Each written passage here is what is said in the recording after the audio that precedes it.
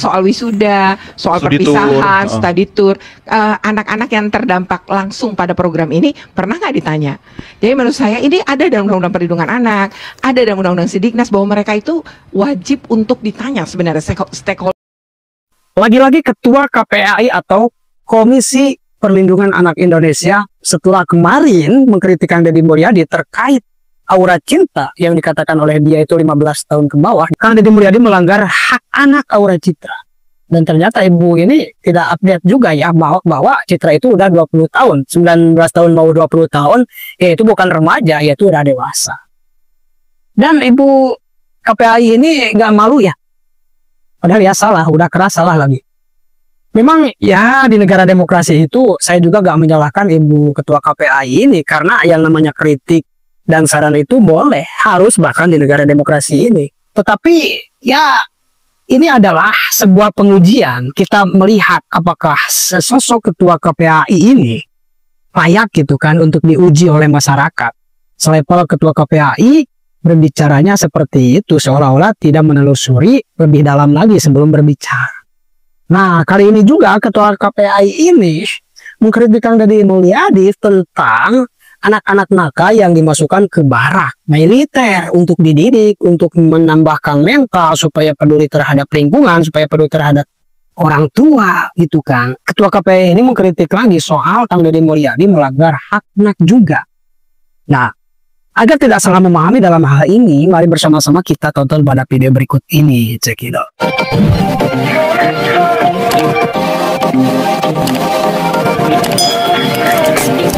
Soal wisuda, soal perpisahan, study tour, anak-anak yang terdampak langsung pada program ini pernah nggak ditanya? Jadi menurut saya ini ada dalam Undang-Undang Perlindungan Anak, ada dalam Undang-Undang Sidiknas bahwa mereka itu wajib untuk ditanya sebenarnya stakeholder terkait ini.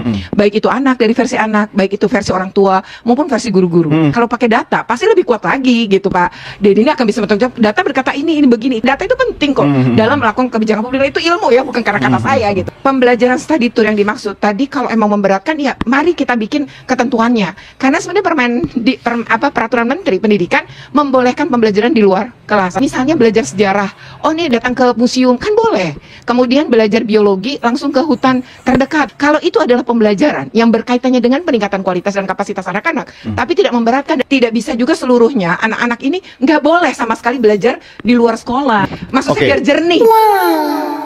Siapa sih yang paling mendukung terhadap kebijakan saya? Rakyat Jawa Barat. Siapa yang menentang para elit? Nah pertanyaan, elit-elit ini ngurusin nggak anak-anak yang tawuran tiap hari? Elit-elit ini ngurusin nggak tuh anak-anak yang di kolong jembatan tidurnya tiap hari? Kan nggak ada yang ngurusin, cuman komentar aja bisanya. Hari ini kita sudah bikin surat edaran gubernur. Hari ini surat edaran gubernur sudah saya siapkan. Kepala sekolah sudah kita kumpulkan. Dinas pendidikan kabupaten kota sudah kita kumpulkan. Kantor Kementerian Agama kabupaten kota sudah kita kumpulkan. Sudah bertahap. Kita kan sudah ada MOU dengan Mabes TNI Angkatan Darat. Kita juga kan memiliki kesamaan visi dan misi dengan Polda, dengan Kodam. Para bupati wali kota memiliki sinergi dengan Kapolres, Dandim, dan batalion-batalion di setiap daerah. Arahnya kemana? Konsepnya udah dikonsultasikan dengan KPAI. Kita kan pendidikan ada konsep di mana? Kan sekolah sudah punya kurikulumnya masing-masing. Kan ini yang bergerak, yang menyerahkan juga kepala sekolahnya. Mereka kan sudah ada kurikulum, terus problemnya apa sih? Dari sisi aspek pelindungan anak kan nggak ada problem. Saya gini deh, Paskibra dilatihnya sama siapa? TNI. Terus kemudian kita ada sekolah SMA loh, yang di dalamnya sistem pendidikannya dikelola oleh tentara. Sekolah Taruna Nusantara. Kan sistem pendidikannya model militer, semi militer. Jadi bukan hal baru, gitu loh. Bukan. Kemudian apa yang dihasilkan anak-anak Taruna Nusantara? Anak-anak yang sehat, anak-anak yang cerdas, anak-anak visioner. Walaupun sekolah umum juga banyak yang sangat visioner, tetapi proses ketahanan dan kebugaran tubuhnya begitu. Pak, ada larangan bawa HP dan motor, Pak? Untuk anak SMP. Anak SMP, per hari ini anak SD dan SMP tidak boleh bawa motor dan HP. Untuk anak SMA, itu yang belum cukup umur tidak boleh bawa kendaraan bermotor. Kan itu undang-undang lalu lintas. Selama ini penegakannya tidak bisa berjalan. Kenapa? Ada keraguan tindakan di lapangan. Pak, tadi yang disinggung soal kriminalitas itu kan di depan ke Bapak SMA. Nanti untuk yang seperti dirindam ini tingkat SMP atau SMA? Yang dirindam SMP sama SMP. SMP sama SMP. Iya, SMP. Nginep, masa pulang pergi? Setahun, Pak. Ya tergantung perkembangan pertumbuhannya. Nanti kan disesuaikan. Bisa jadi ada yang sudah sebulan udah bugar, udah baik, ada. Bisa jadi ada yang 3 hari baik, ada. Kan tergantung. Berarti tergantung pelaporan orang tua ya? Ya tergantung nanti anaknya sudah gimana deh. Saya tuh kan ngalamin dimandirikan. Waktu pertama, waktu dimandirikan tuh nangis. Saya waktu kemah dulu nangis, waktu SD ditinggalin kemah. Kan ada beberapa anak yang sempat dilaporkan di Polda gitu, jadi yang terjaring dalam berbagai operasi. Iya. Nah itu masuk juga. Dia nanti masuk menjadi salah satu, tetapi terlebih dahulu orang tuanya harus bertemu dulu, ya. Jadi penyerahannya harus oleh orang tua, tidak boleh penyerahan di luar orang tua. Tapi kalau orang tuanya saya masih sanggup mendidik, bikin surat pernyataan dong, sanggup mendidik. Nanti kalau ada terjadi kriminal lagi, orang tuanya di situ harus ada tanggung jawab. Nah, jadi jelas ya apa yang dikatakan oleh Ibu Ketua KPAI, Komisi Perlindungan Anak Indonesia ini ya. Yang mana kita tadi sudah jelas-jelas mendengarkan paparan beliau, memang sangat dimengerti. Bahwa adakah anak-anak sekolah yang berkaitan dengan study tour, yang berkaitan dengan dimasukkan ke barak militer, yang berkaitan dengan tidak adanya wisuda, apakah ada anak-anak yang bersangkutan itu ditanya oleh Kang Deddy Mulyadi? Pernah tidak? Ya kalau orang tuanya pernah, karena ini bersangkutan dengan biaya, ya kan? Ini ada betulnya juga Ibu KPAI ini, saya tidak bisa memungkiri juga. Dan saya sebetulnya, kalau dalam hal wisuda, itu ya kalau boleh gak ada, tetapi kalau perpisahan adalah, tetapi tidak memakan biaya. Biaya yang jutaan gitulah.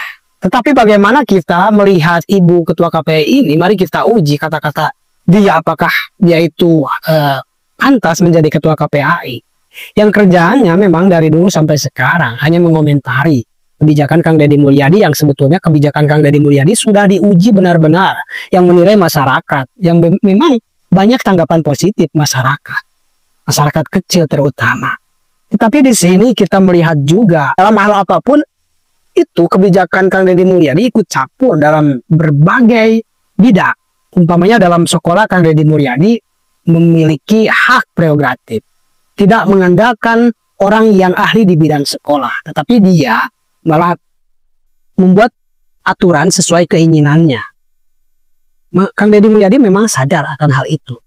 Kemudian anak yang dikirimkan ke barak karena nakal, Kang Deddy Mulyadi memang tidak menyuruh ahli pendidikan dalam hal itu. Nah, tetapi karena banyak masalah-masalah yang memang dari dulu sampai sekarang itu ya tidak terselesaikan.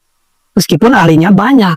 Karena apa? Karena birokrasi di kita itu ribet. Ada kepentingan ini itu. Dalam hal COVID juga kemarin sebetulnya banyak ahli. Kurang apa kita dokter. Kurang apa kita tentang ahli ya. Ahli kedokteran, ahli virus, ahli ini itu. Kemarin juga udah jelas. COVID itu gak jelas sebetulnya. Ya, itu hanya bisnis semata. Makanya Kang Deddy Mulyadi geram melihat situasi yang tidak berubah. Yang mana anak-anak nakal itu dari dulu sampai sekarang, entah KPAI, Komisi Perlindungan Anak, entah bidang pendidikan, dinas, atau Kemenag, atau sesuai bidang yang mengurusi anak itu, apakah kerja menangani anak-anak nakal? Kan enggak kelihatan. Ya.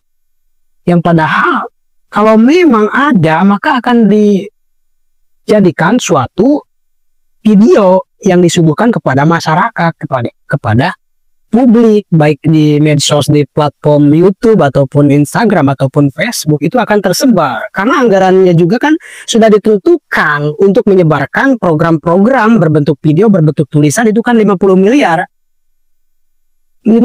loh. Pemerintah Provinsi Jawa Barat itu tahun kemarin untuk bekerja sama dengan media-media yang maksudnya ini adalah menyebarkan program-program yang ada di pemerintah ke masyarakat. Itu 50 miliar. Dengan adanya Kang Deddy Mulyadi yang memiliki platform sendiri, sekarang menjadi 3 miliar, keuntungan 47 miliar. Irit anggaran, efisiensi anggaran. Ya. Tapi gak ada tuh dari dulu sampai sekarang masalah-masalah besar seperti itu yang teratasi. Anggaplah ini Kang Deddy Mulyadi adalah melakukan suatu hal berkan. Kalaupun berhasil ya alhamdulillah ya. Kalau tidak berhasil ya ganti lagi kebijakannya. Kenapa anggota DPR dan komisi-komisi itu tidak beranggapan bahwa Kang Deddy Mulyadi melakukan percobaan gebrakan yang kemudian nanti kalau gak berhasil akan dirobak? Kenapa tidak berpandangan seperti itu? Malah mengkritik Kang Deddy Mulyadi seolah-olah ingin menjatuhkan. Dan tugas kalian seolah-olah juga dilupakan. Ketua KPAI seharusnya juga mengurusi anak-anak yang terlantar. Anak-anak yang idiot. anak-anak yang mungkin menjadi ODGJ, ya, anak-anak yang dagang di pinggir jalan kan banyak, tolong urusi juga, apakah itu bagian tugas Anda ataupun gubernur. Kalau gubernur Kang Deddy Mulyadi itu sudah teruji, ya, kami masyarakat sudah menilai, ya. Tentunya di sini kami masyarakat menyaksikan bahwa kebijakan-kebijakan Kang Deddy yang selalu berpihak pada masyarakat kecil banyak ditentang oleh kalian. Baik anggota DPR, baik KPAI, ataupun preman-preman seperti Hercules. Saya juga gak habis pikir. Apa yang ada dalam pikiran mereka sebetulnya ingin menaikkan citra mereka atau ingin mempertahankan eksistensi mereka dengan nama Kang Deddy Mulyadi. Ya. Bukan mungkin itu saja ya. Terima kasih. Wassalamualaikum warahmatullahi wabarakatuh. Terima kasih sudah menonton. Jangan lupa like, subscribe, dan tekan tombol lonceng. Bye bye.